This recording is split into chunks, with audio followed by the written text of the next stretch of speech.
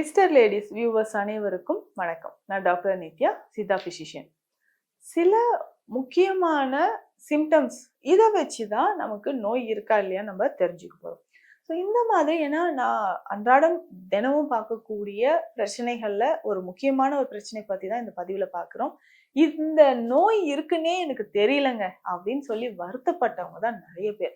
முன்னாடியே தெரிஞ்சிருந்தா நான் இந்த ட்ரீட்மெண்ட் எடுத்திருப்பேனே, இப்போ இவ்ளோ வந்ததுக்கு அப்புறம் தானே எனக்கு தெரியுது. இன்னுமே பாருங்க எனக்கு சிம்டம்ஸ் தான் தெரியல அப்படின்னு சொல்லிட்டு சொல்றவங்களும் இருக்காங்க. பொதுவாக நம்ம சொல்லக்கூடிய விஷயம் என்னன்னா, சிகேடி அப்படின்னு சொல்லக்கூடிய கிரானிக் கிட்னி டிசீஸ், சிறுநீரக செயலிழப்பை பத்தி தான் இந்த பதிவுல நம்ம பார்க்க போறோம்.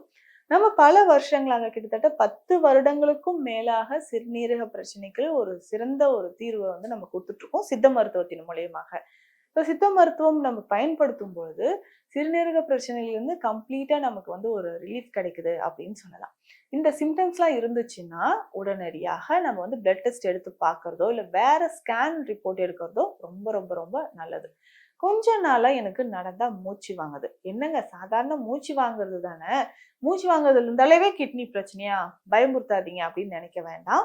இந்த சிம்டம்ஸ் எல்லாமே இந்த சிறுநீரக பாதிப்பில் இருக்கக்கூடியது தான்.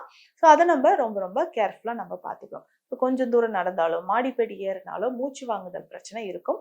அடிக்கடி சளி தொந்தரவு நமக்கு ஏற்படுறது. ஸோ நெஞ்சில் வந்து அடிக்கடி சளி தொந்தரவு ஏற்படுறத நம்ம பார்க்குறோம். இதுக்கப்புறம் பார்த்தோம்னா யூரின் போகும்போது ஒரு எரிச்சல் இல்லை நுரை மாதிரியான, அதாவது ஒரு இடத்துல நம்ம யூரின் போறோம்னா நார்மலா ஒரு பபுள்ஸ் வருதுன்னா ஈஸியா டிஸப்பியர் ஆயிடும். பட் இது கொஞ்சம் நேரம் அப்படியே நுரை மாதிரி இருந்து அதுக்கப்புறம் நார்மல் ரேஞ்சுக்கு வருதுன்னா நிச்சயமாக நமக்கு சிறுநீரகங்கள்ல பாதிப்பு இருக்கு, புரோட்டீன் லீக்கேஜ் இருக்குன்றத நம்ம ரொம்ப ரொம்ப கவனமாக நம்ம தெரிஞ்சுக்கணும். ஒரு சிலருக்கு பார்த்தோம்னா காலையில ஃபர்ஸ்ட் யூரின் போவாங்க. ஸோ அந்த டைம்ல ஃபர்ஸ்ட் யூரின் போகும்பொழுது அந்த டைம்லயும் வந்து பார்த்தோம்னா நுரையா இருக்கிற மாதிரி ஒரு ஃபீல் இருக்கும். நிறைய பேர் அந்த யூரின் போயிட்டு அந்த ஃபோமோடய எனக்கு வந்து அந்த ஃபோட்டோ எடுத்து வந்து கன்சல்டிங் வரும்போது காட்டுவாங்க. மேம் பாருங்களேன், இப்போ காலையில் எந்திரிச்சோன்னே எனக்கு எந்த மாதிரி எவ்வளோ யூரின் போகுது, கலர் பாருங்களேன், இது ஃப்ளஷ் பண்ணாலும் திரும்பவும் அந்த ஃபோம் இருக்கு, அந்த அளவுக்கு சொல்லக்கூடிய நபர்களும் இருக்காங்க. இந்த மாதிரி இருக்கும்போது அடுத்த ஒரு முக்கியமான சிம்டம்ஸ் நம்ம என்னன்னா உடல் எடை இழப்பு. அப்போ புரோட்டீன் லீக்கேஜ் ஆக ஆக என்ன ஆகும், மசில்ஸ் எல்லாமே குறைஞ்சிட்டு வர ஆரம்பிக்கும், புரோட்டீன் லீக்கேஜ் வந்து வர ஆரம்பிச்சிருது இல்லையா. ஸோ அப்போ உடல் எடை வந்து நமக்கு குறைஞ்சிக்கிட்டே வர்றதையும் நம்ம நிறைய பேருக்கு பார்க்குறோம். உடல் எடை வந்து குறைவு ஏற்படுறது.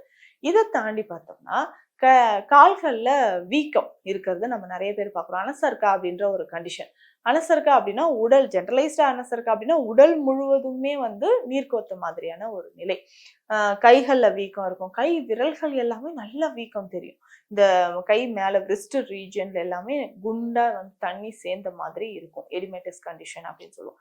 ஸோ இந்த மாதிரி இருக்கக்கூடிய நபர்களுக்கு அந்த கால் வீக்கமோ கை வீக்கமோ, கால்கள்ல வீக்கத்தை வந்து தொட்டி பார்த்தோம்னா குழி விழற மாதிரி நமக்கு தெரியும். ஸோ அது எல்லாமே நம்ம ரொம்ப கவனமாக நம்ம கையாள்வது இம்பார்ட்டன்ட்.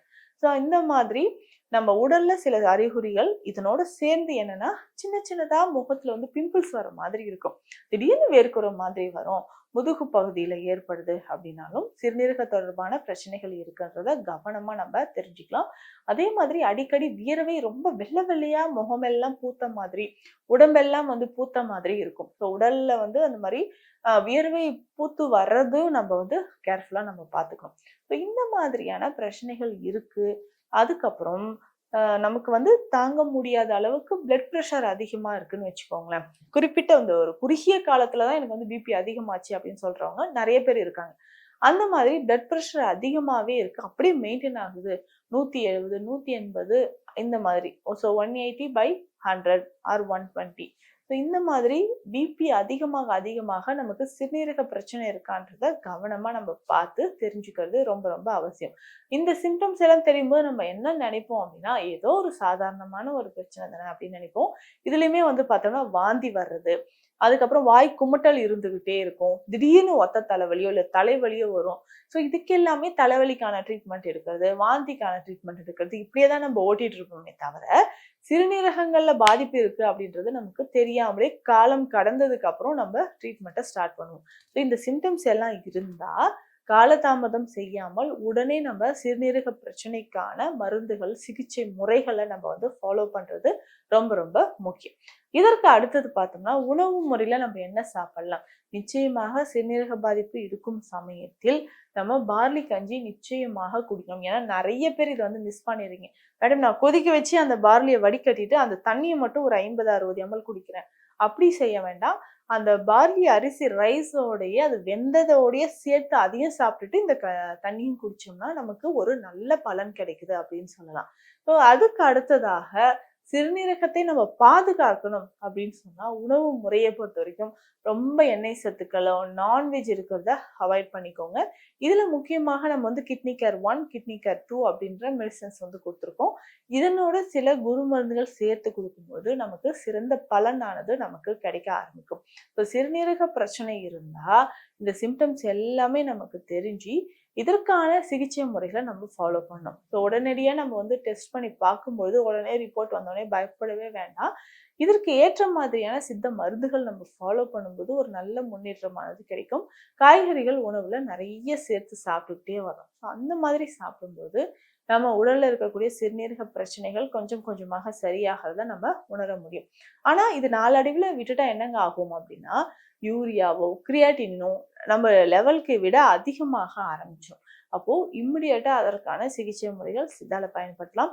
ஸோ நிறைய பேருக்கு வந்து பார்த்தோம்னா இப்போதைக்கு டயாலிசிஸ் பண்ணிட்டு இருப்பாங்க. ஸோ டயாலிசிஸ் பண்ணாத ஒரு நிலைமை வரணும் அப்படின்னா நிச்சயமாக நம்ம வந்து தினமும் அன்றாட வாழ்க்கையில் நான் சொன்னக்கூடிய இந்த உணவு முறைகளோடு சிறுநீரகங்களை பாதுகாக்கக்கூடிய மருந்து முறைகளும் நம்ம ஃபாலோ பண்ணோம். நிறைய பேர் பண்ற ஒரு மிஸ்டேக் என்ன, ஃபர்ஸ்டே பிளட் டெஸ்ட் பார்த்துட்டோம், கிரியேட்டின் வந்து 1.8 தானே இருக்கு, இல்லை 2 தானே இருக்கு, சரி மெடிசன்லேயே ஏதாவது சரி பண்ணலாமா அப்படின்ட்டு தெரிஞ்ச சில விஷயங்களை செஞ்சுட்டு டாக்டர் கிட்ட போகிறதும் அவாய்ட் பண்ணுவாங்க.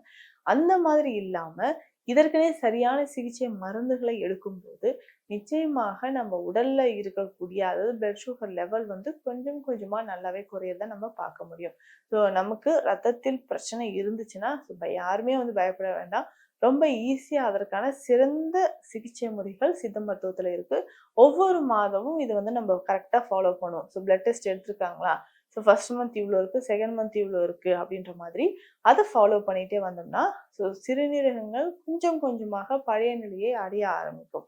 நிறைய பேர் என்கிட்ட கேட்குற விஷயம், மேம் இந்த டேட் கூட சரியாயிடுமா, இந்த டேட் கூட சரியாயிடுமா? ஸோ ஏன்னா நம்ம கையில எதுவும் கிடையாது. நம்ம மெடிசன்ஸ் எடுக்க எடுக்க பாடியில் இருக்கக்கூடிய ஆர்கன்ஸ் எப்படி ரெஸ்பான்ஸ் பண்ணுதோ அதை பொறுத்து நமக்கு நல்ல இம்ப்ரூவ்மெண்ட் வந்து கிடைக்க ஆரம்பிக்கும். ஸோ இதனோட பார்லி கஞ்சி நான் சொன்னேன், காட்டியானம், கருப்பு கவுனி இந்த மாதிரியான அரிசி வகைகளை வந்து நம்ம உணவாக சாப்பிடும்போது நிச்சயமான பலன்கள் நமக்கு கிடைக்க ஆரம்பிக்கும். ஸோ இந்த பதிவுல சிறுநீரக நோயாளிகள் அலட்சியம் செய்யக்கூடிய பகுதி எது, ஸோ வந்ததுக்கு அப்புறம் ஒரு வாட்டி நம்ம ரெகுலரா மெடிசன் ஸ்டார்ட் பண்ணதுக்கு அப்புறம் இருக்கிற பயத்தோடு சாப்பிட்றோம். பட் இது நார்மலாவே எப்படி இன்க்ரீஸ் ஆகுது, இல்லை இது இன்க்ரீஸ் ஆகிறதுனால ஏதாவது அப்நார்மல் ப்ராப்ளம் வருமா அப்படின்னு தெரிஞ்சுக்கிட்டு அதற்கேற்ற சிகிச்சைகள் எடுத்தால் ஒரு நல்ல முன்னேற்றம் நமக்கு கிடைக்க ஆரம்பிக்கும். இந்த பதிவில் பலர் பாதிக்கப்பட்டிருக்கக்கூடிய சிறுநீரகம் தொடர்பான பிரச்சனைகளுக்கான தீர்வுகளை இதுல பார்த்துருக்கோம். இந்த மாதிரி நிறைய பதிவுகள் அடுத்தடுத்து நம்ம சேனல்லையும் வரும். நிச்சயமா அதை ஃபாலோ பண்ணுங்க.